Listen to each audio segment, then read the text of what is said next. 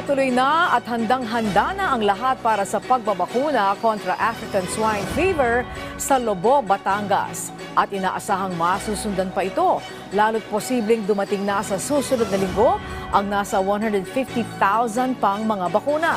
Si Clazel Pardilla sa Sentro ng Balita Live. Angelique, all systems go na ang Department of Agriculture para sa pagbabakuna kontra African Swine Fever bukas. Matapos ang 5 taon, simula nang maitala ang pinakaunang outbreak ng ASF noong July 2019, bukas uumpisahan na ng Agriculture Department ang pagbabakuna sa mga baboy laban sa ASF. Sisimulan ito sa Lobo, Batangas na itinuturing na red zone. Tuturukan ang mga baboy na 8 hanggang 10 buwan ang edad. Tanging fattener o grower na negatibo sa ASF ang pasok sa programa. 10,000 bakuna ang gagamitin sa Batangas na binili sa ilalim ng emergency procurement ng DA. All systems go tayo for the vaccination sa Lobo, Batangas. Yung mga na-test natin na baboy prior to vaccination ay negative and healthy. So, matutuloy yung bakuna natin bukas. 9 o'clock. Hindi pwedeng katayin, ibenta within 30 days minimum. After maturukan. Imo-monitor yun na hindi magkaka-ESF. Darating naman ang 150 doses ng bakuna sa susunod na linggo. Inasahang gagamitin ito sa Quezon, Rizal, Laguna, Mindoro at North Cotabato kung saan may mga kaso ng ASF. Bahagi ito ng kabuang 600,000 doses ng ASF vaccine na layong gamitin para mapigilan ang pagkalat ng ASF. Samantalang nilinaw ng DA na nananatiling sapat ang supply ng manok. Kasunod ito ng pagtaas ng presyo ng manok sa ilang pangunahing palengke sa Metro Manila. Sa price monitoring ng DA na sa 170 hanggang 230 pesos ang per kilo ng buong manok mula sa dating 155 hanggang 210 pesos lamang parehong panahon nakaraang taon. Ang nangyari lang, malaking percentage ng consumer natin na nag-move from pork to chicken. Walang issue sa supply ng manok. We have enough chickens.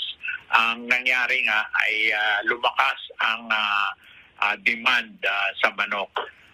Kaya nagkakaroon ng ganyang pag-ahon ng presyo. May pangtabla naman ng gobyerno natin dyan. Kasi nga, meron naman tinatawag na importation ng manok.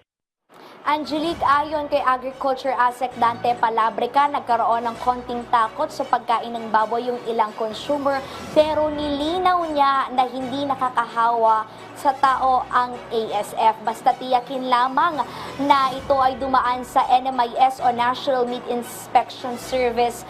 Ayan ay ligtas kainin. Angelique? Yes, Clazel, kung tama ang pagdinig ko kanina, nasa 650,000 bakuna ang ilalabas para sa mga baboy natin. Pero ayon sa hog raisers, mukhang nasa 10 million ang heads of pigs na ating pinalalaki dito sa bansa. Paano maaabot or mabibridge yung gap na yan? Yes, Angelique, sa ngayon, 10,000 doses yung nasa ilalim ng emergency procurement ng Department of Agriculture na inilaan para sa Batangas. 150 doses ay darating sa susunod na linggo na ibibigay naman sa iba pang lugar sa Calabarzon. Yan ay bahagi ng 600,000 doses. Wala pa itong 10% nung sinasabing populasyon na 10 million hogs dito sa ating bansa. Ayon sa Department of Agriculture, controlled vaccination pa lamang ito. Ibig sabihin, nasa ilalim pa rin ng pag-aaral. Titingnan kung epektibo. Kung epektibo, ay itutuloy yung pag-roll out. Posibleng bumili pa ng mga bakuna. Kasi ang target ng DA ay mabigyan o malibre ng bakuna yung mga tinatawag na smallhold o maliliit na hog raisers. Naniniwala yung DA na yung mga commercial hog raisers naman ay may kakayahan para bumili ng bakuna para sa kanilang mga alaga at ito raw ay parte pa rin naman ng pagnenegosyo. Itong kumbaga cost ng pagbabakuna. Ang hilingan ng mga grupo, sana mas mura kasi ngayon nasa 400 pesos yung per dose ng bakuna. At yung kaya lang daw nila ay nasa 20 hanggang 100 pesos lamang. Kaya ang target ng DA ay mapadami yung maaprobahang bakuna sa tulong ng FDA para dumami yung supply at medyo bumaba rin yung presyo at mas maging abot kaya para sa ating mga hog raiser. Angelique? Alright, maraming salamat sa iyo, Clazel Pardilla.